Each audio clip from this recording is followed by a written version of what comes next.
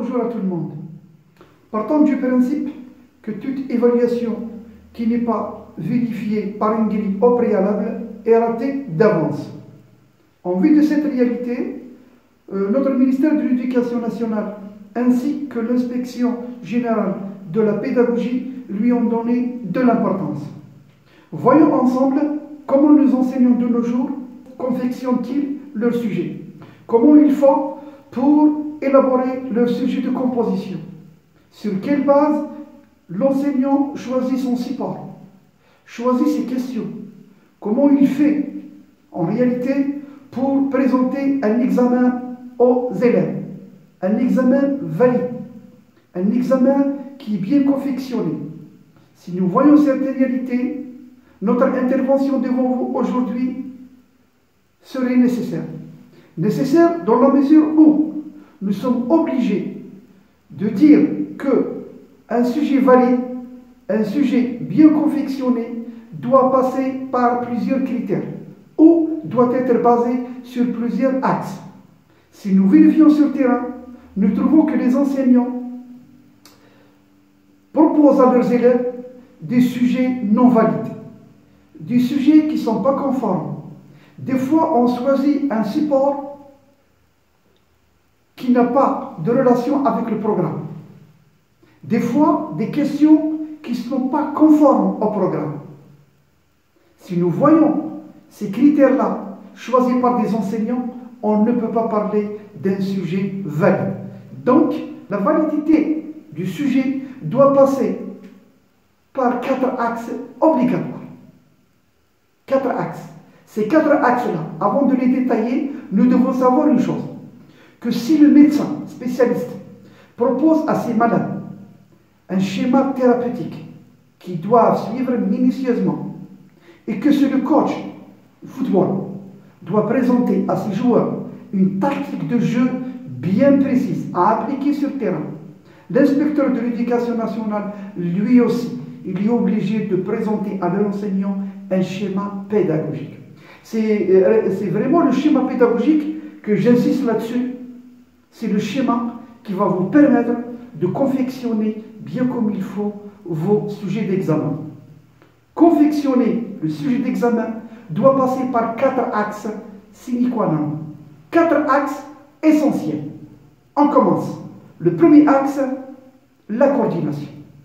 Alors la coordination, vue par nos enseignants de nos jours, n'est pas valide. La coordination, d'après nos enseignants d'aujourd'hui, ce sont des rencontres, des disputes, des réactions entre eux mal formulées. Autrement dit, c'est des rencontres là où on mentionne sur le registre ce que nous avons fait et dans la plupart des cas, c'est le coordinateur qui fait tout. Il signe à leur place et on passe. Ce n'est pas une coordination. La coordination, c'est plus loin que ça. La coordination, d'après nous, c'est une mentalité. C'est voir au-delà de ça. C'est-à-dire que la coordination, c'est un va-et-vient entre moi et mon collègue. C'est une coordination entre nous deux. Pourquoi on coordonne? Justement, on coordonne pour confectionner un bon sujet ou bien un bon examen. Deuxième axe, c'est la lecture du programme. La lecture du programme, justement, une bonne lecture du programme. Pourquoi? Une bonne lecture du programme pour confectionner un sujet, pour confectionner un examen. Donc, on ne peut pas parler d'un sujet bien confectionné si on ne lit pas le programme. À partir de là, une bonne coordination, avec une bonne lecture du programme, on peut aller vers un chemin correct, un chemin clair, c'est-à-dire avoir un sujet bien élaboré. À partir de là, on passe au troisième axe, qui est la communication électronique.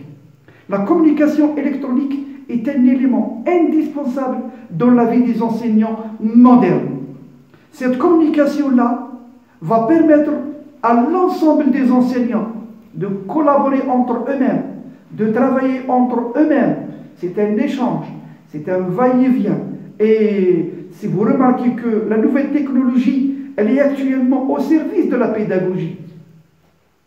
Elle est là pour travailler la pédagogie.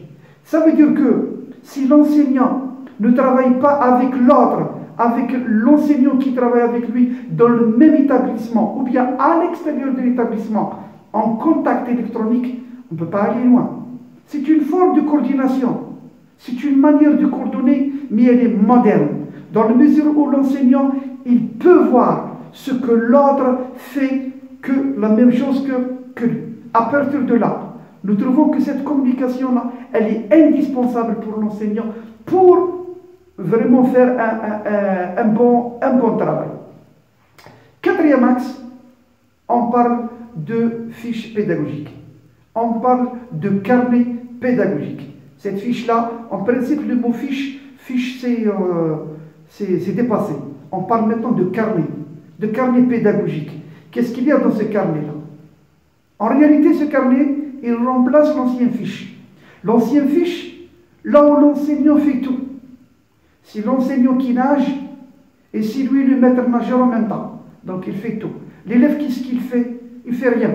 L'élève, il obéit aux idées de l'enseignant. Avec l'arrivée de cette fiche-là, avec l'arrivée de ce carnet-là, on se détache. On demande à l'enseignant de sortir et de laisser l'élève nager. Donc le nageur, c'est qui? C'est l'élève et c'est pas moi. À partir de là, laissez l'élève nager et moi je le contrôle et moi je l'évalue. Et à partir de là, on peut parler d'un enseignant qui confectionne, qui fait un travail selon l'approche par compétence. Si on résume, il n'y a pas de sujet valide. Il n'y a pas de sujet valide.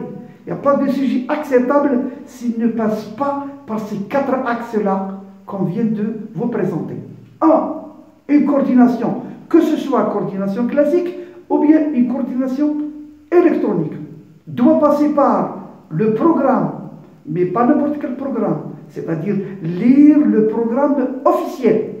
Et 4, bien appliquer la tactique de jeu, ce qu'on appelle le carnet pédagogique. Si vous suivez bien avec moi, ce qui se passe réellement au niveau des établissements n'est pas valide, n'est pas acceptable. Pourquoi? Parce que l'enseignant, il commence par le sujet. Il choisit le support sans faire attention à la source. D'où vient cette source? Dans la plupart des cas, c'est des sources Internet. Alors, c'est une chose inacceptable. 2, il passe au questionnaire.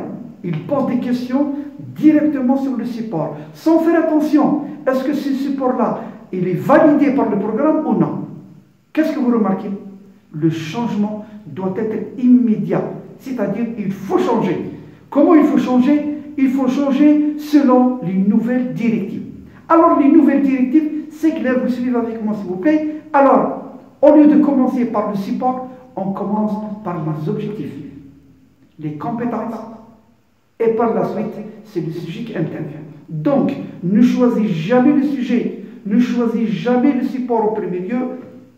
Commencez par les objectifs, attaquez votre support. S'il est bien choisi, vous pouvez confectionner vos questions comme vous voulez. Et à partir de là, on peut parler d'un enseignant qui est moderne, applique les directives et sur l'approche par compétence. À partir de là, vous voyez que l'enseignant de nos jours doit changer. Pour changer, il doit passer par ces 4 axes pour terminer.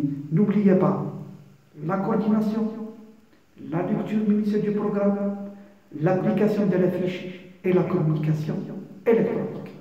Merci pour avoir suivi et à la prochaine.